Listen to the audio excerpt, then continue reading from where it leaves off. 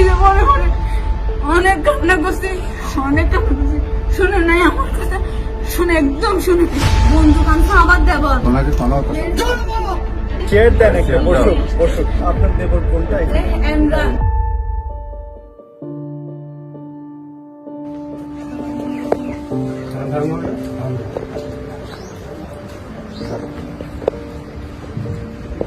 আপনি কেমন আছেন? তেমন ভালো নাই, তেমন ভালো নাই। একটু আমাকে বলেন কি হয়েছে। আমার এখানে একদিনও শান্তি নাই, আমি একদিনও শান্তি নাই। আজকে পর্যন্ত আমাকে বিভিন্নভাবে অত্যাচার করতেছে যৌতুকের জন্য, যৌতুক দেওয়ার জন্য। মসজিদে আগের দিন 5টা আন্টি দেয় নাই কেন, ফার্নিচার দেয় নাই কেন, টিভি দেয় নাই কেন, 60,000 টাকার সোফা দেয় নাই কেন। সোফা না দিলে কেটে কেটে বাসায় দিবেন। প্রতিদিন আমাকে এরকম ভাবে বিভিন্ন ধরনের জিনিসপত্রের জন্য, এমনকি গ্যাসের সিলিন্ডার চলার জন্য পর্যন্ত ঘর থেকে টেনে টেনে বের করে দিবে। ফ্রিজ দেয় নাই কেন, বিভিন্ন কিছুর জন্য আমাকে এরকম অত্যাচার করতেছে। আমাকে ওড়না দিয়ে ফাঁসি দিয়ে বলতেছে সুসাইড নোট লেখার জন্য, সুসাইড নোট লেখায়।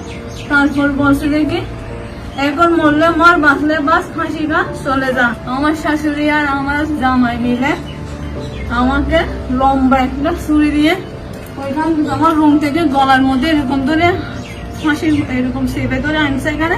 এখান থেকে নিয়ে আবার লম্বা ছুরি দিয়ে কেটে ফেলতেছে, হাড়েটার দিকে বের করে দিচ্ছে।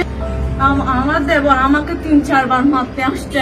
আমাকে আগে একবার মেরে জেকে হসপিটালে পাঠাইছিল, একদম কিছু নিবে না বলে জোর করে এখানে আনছে, দিয়ে দিছে। আমাকে খারাপ ভাবে অত্যাচার করে আমি মরে যেতাম।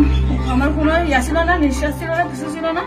এরকম অত্যাচার করে নির্যাতন করে সকালের দিকে না কখন আমার পোষাচ্ছে আমি জানি না। প্রথমে গলা চেপে ধরছে, তখন আমি কোনোভাবে সুস্থ রুমে যখন গেছি দরজা দিয়ে আমার বাচ্চা মেরে ফেলতেছে।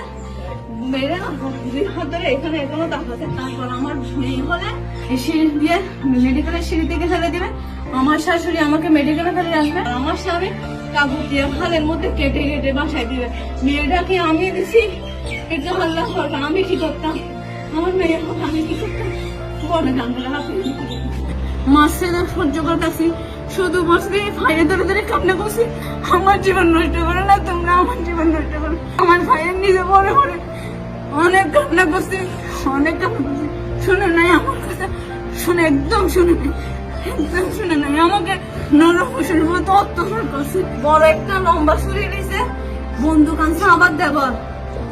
আপনার দেবর কোনটা? এমরান, এমরান আমার দেবর এমরান। আমাকে মেরে বলছে তুই থানায় যা, কেস নিবে না, কেস ছিঁড়ে ফেলবে, থানায় যা, আমি পেছনে আসতেছি। চেয়ার দেন একটা, বসুন বসুন। জোর করে নিয়ে আসছে।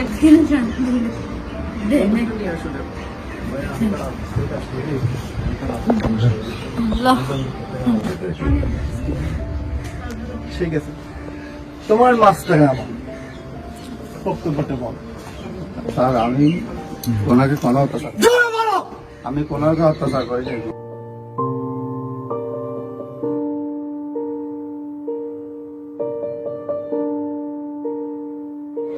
মুন্সিঘাটা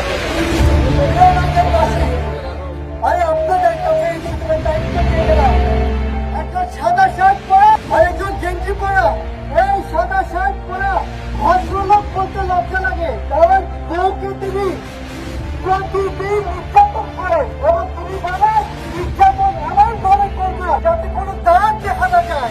তিনি তার বউকে যার গর্ভবতী, যিনি প্রেগনেন্ট, তাকে তিনি বলেন মেয়ে বাচ্চা হলে আমরা রাখবো না,